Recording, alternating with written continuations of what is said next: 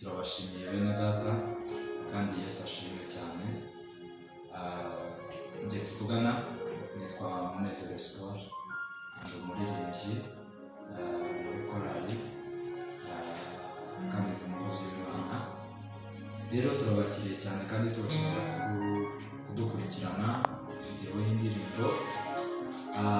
Icyambere first purpose ni ukugira ngo twumve ubutumwa burimo kandi bidufashe twese kandi dufatikanye twese kwaga ubwami bw'Imana mu ndirimbo, mu butumwa bwiza, ndetse si indirimbo gusa no mu ijambo ry'Imana. Rero Imana ibahe umugisha cyane kandi turabasaba kugira ngo nikagufasha uzagaho ubundi kugira ngo twese tugende twagura ubwami bw'Imana gutyo. Murakoze cyane, Imana ibahe umugisha.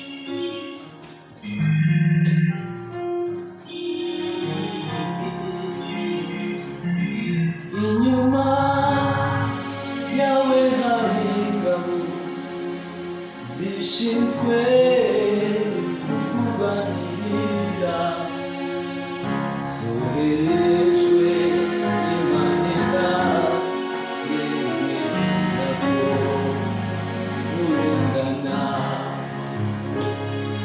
Inyuma yawe hari ingabo zishinzwe kukurwanirira, zoherejwe n'Imana itakwemera ko urengana. Imana yacu niyo kubahwa iteka ryose. Tuzamuriye amaboko tuvuga tuti warakoze. Inyuma yawe hari ingabo zishinzwe kukurwanirira, zoherejwe n'Imana itakwemera ko urengana. Imana yacu niyo kubahwa iteka ryose. Tuzamuriye amaboko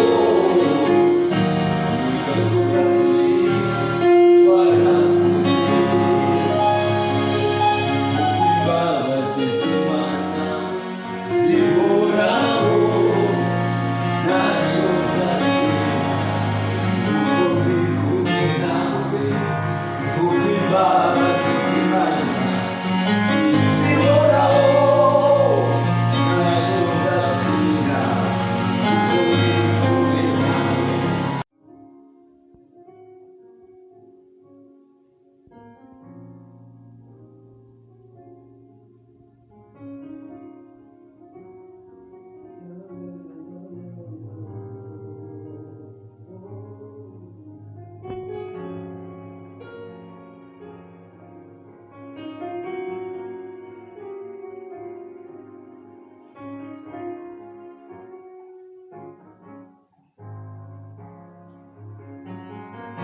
Hari byinshi ukora nabyo bikababaza umutima wawe, nawe watakambira Imana bigasa naho utakwitayeho.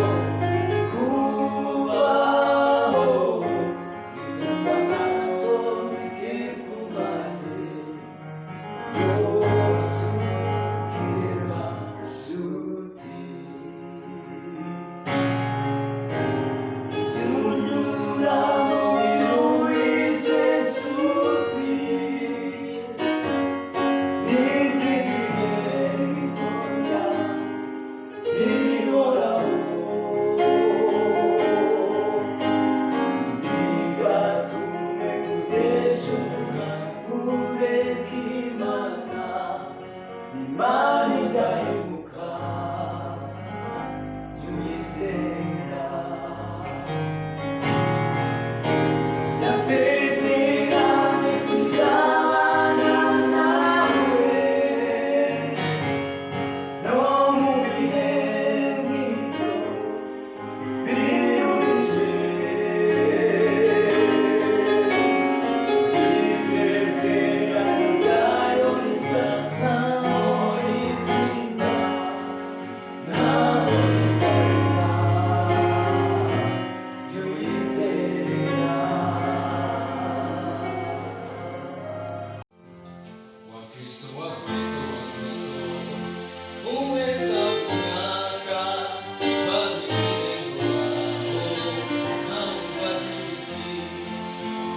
kristo